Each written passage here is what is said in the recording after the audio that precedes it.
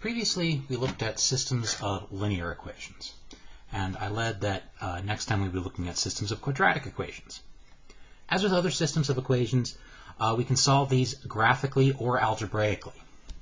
We need to remember always that the solutions are the points of intersection, and that is the points that satisfy both equations.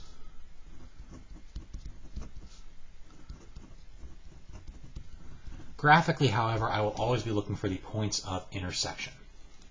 So right here, I see a quadratic function, this parabola, and a line, and I'm asked for the apparent solution set. Well, I see that there are two intersections, so I expect two solutions. My points of intersection are -3, 0, and 2, 5. We said solution set, so we'll put some set braces around that, and that will be our answer. Now, of course, you may also be asked from time to time to actually graph yourself. It won't just simply be identifying from a graph. So if we are graphing by hand ourselves, we see this example right here. We want to graph this quadratic and this line. So right here, I see that I have a reflection, a translation to the right 1 and down 2. So that puts my vertex at 1, -2. Now, normal quadratic, from the vertex, I go out 1 and up 1 on both sides. I go out 2 and up 4. This is going to go down because it's reflected. So here I go out 1 and down 1, both sides. I go out 2 and down 4 on both sides from the vertex. And I get a nice little parabola right here.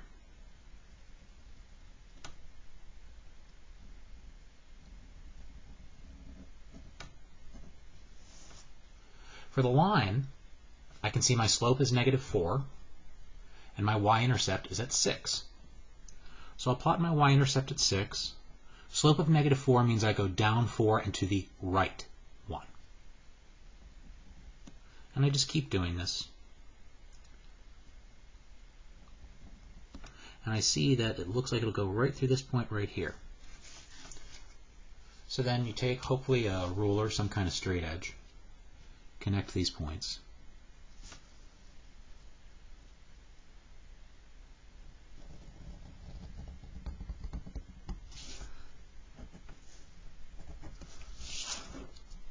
And we see that unlike the previous example, it looks like there would be only one solution to this equation. I didn't draw that line very well. It looks like I kind of am a little bit to the left of the points. But it only goes through the curve here once. There's one solution. That being 3, -6. That's the point of intersection I see right here. And this is a point that would satisfy both equations. So I can check algebraically that I did this well. I'll show that. If I substitute into these equations,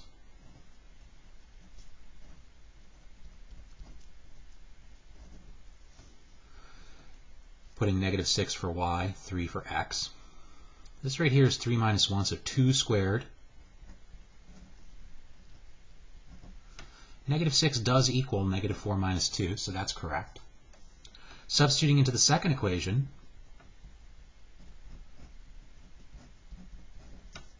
I have that -6 is equal to -12 plus 6, which is also true. So again, graphically, the solutions to the system are the points of intersection. Algebraically, these are points that satisfy both equations. So again, we've seen an example here where we had two solutions, one solution. But I want to remind you that it is also possible, although you're not super likely to see it, that you have a solution, you have a system that has no solutions. If you want to imagine what this looks like, here I have a parabola. With a line, I just have to imagine any line that misses the parabola. It may come very close, it might not come very close at all. If I have a parabola and I want to plot another parabola, again, just have to miss it. It can get very close or not very close at all. Another possibility I could consider is rather than putting this parabola over here, I could put it inside just the right way to avoid the first parabola, or outside for that matter. But these both have no solution because there is no intersection between the curves. So graphically, this is what's going on with the system. Algebraically, this requires a bit more work because it requires us to do some algebra. So like all things, you just have to be careful. Quadratic systems are generally solved by substitution. We won't really see any examples that would require elimination. These will rely on your ability to factor. So again, that's a very important skill in Algebra 2. So recall, when you're substituting, you will solve an equation for either x or y is your first step. Now for quadratic systems, the examples that we see will really be solving for y, and generally you can expect that at least one equation will already be solved for y. In this example right here, y is equal to x squared minus x minus 17, and 3x minus y is equal to 5. That first equation is already solved for y, so that step is already done for me. So what I will begin with is the actual substitution. I take this second equation, and since I know that y is equal to that trinomial right there, I will substitute.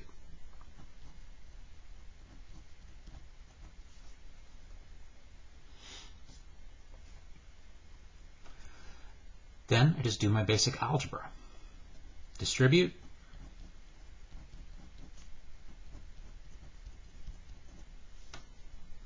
I'll rearrange this into descending order and combine like terms. I know I need to get 0 on one side.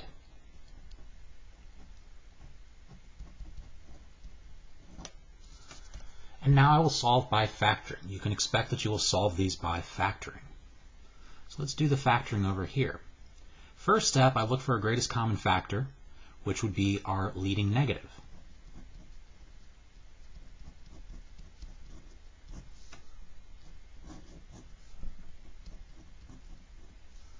Multiplying to negative 12x squared and adding to negative 4x is negative 6x plus 2x. If I group this,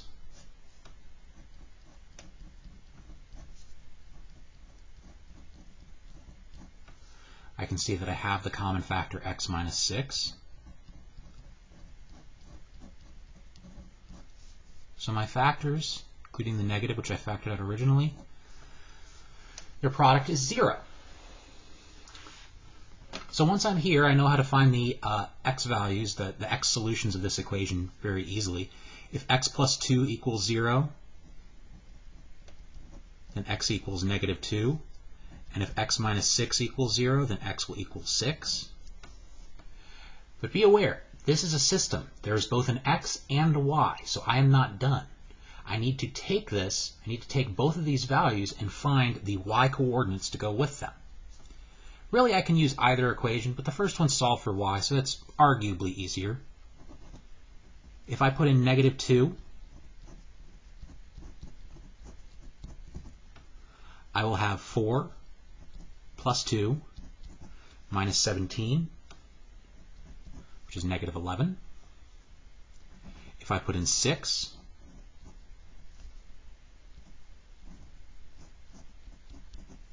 I will have 36 minus 6 minus 17, which is 13. So my solutions then are the ordered pairs negative 2, negative 11, and 6, 13. It's a very direct process. Substitution, do some factoring. Once I find these x values, I go back and find the y's to go with them. Let's do a couple more examples. There's not a lot more to it than that, really. I want to find the solutions of the system below. Well, here, notice y is equal to x squared minus 4x minus 4. Y is also equal to negative x squared plus 2x plus 16. Since these are both equal to y, that means these two trinomials must equal each other.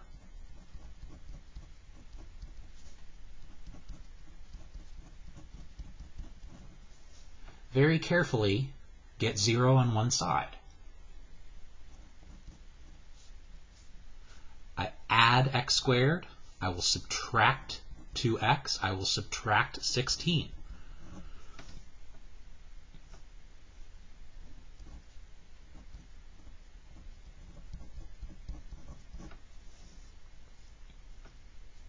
Then you'll go ahead and factor this. I'm going to leave that to you. Negative 10 and negative 3, that will of course be negative 5 and 2.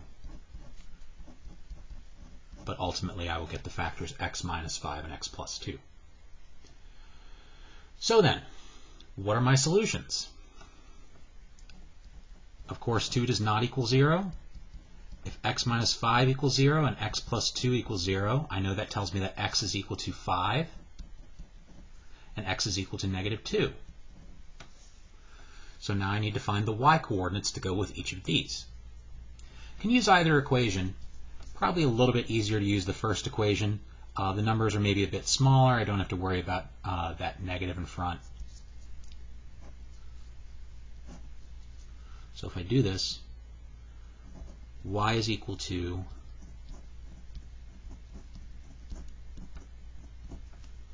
this is 25 minus 20 plus 4,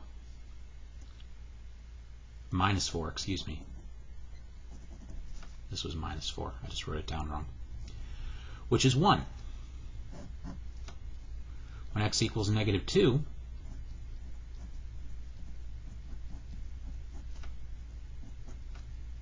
I will have 4 plus 8 minus 4, which is 8. So it appears that my solutions are 5, 1, and negative 2, 8. And again, I found the x values by doing some substitution, factoring, and solving by factoring. And I found the y values. I used the first equation. I could have also used the second equation. If I had put 5 and negative 2, I would have gotten the same outputs. Do want to do one more example right here. This next problem asks us not to solve the system, but it asks us for the y-coordinates of the solutions. You could also be asked for the x-coordinates. In the case of the x-coordinates, you would actually have less work to do. But for the y-coordinates, it's just going to change how we answer. Y is equal to negative 2x squared plus x plus 10. Y is equal to 9x plus 10. So again, since these both equal y, they must be equal to each other.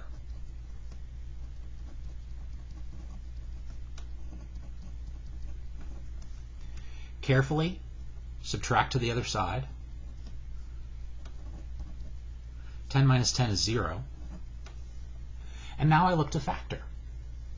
Well, the greatest common factor here is negative 2x, leaving me with x plus 4. So this means, based on these factors, if negative 2x equals 0, that means x is 0. If x plus 4 is 0, that means x is negative 4. Again, I'm not done. The x's are not the solution. Normally I need the full points. Here I've specifically asked for the y-coordinates. So I can go to either equation to find the y-coordinates. Probably easier to use the second equation because there are fewer terms to worry about. There's less substitution. It's not a quadratic. So if I put in x equals 0,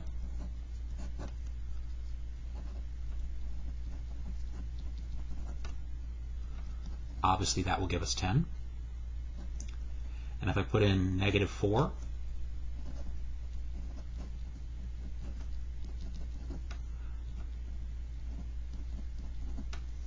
I will get negative 26. The only difference between this and the previous problems, apart from that factoring being a little bit easier, we were only asked for the y-coordinates, so rather than giving your answer as two ordered pairs, which you would normally do, you're going to tell me that y is equal to 10 or negative 26. And then you have thus answered the question to find the y-coordinates of the solutions of this system.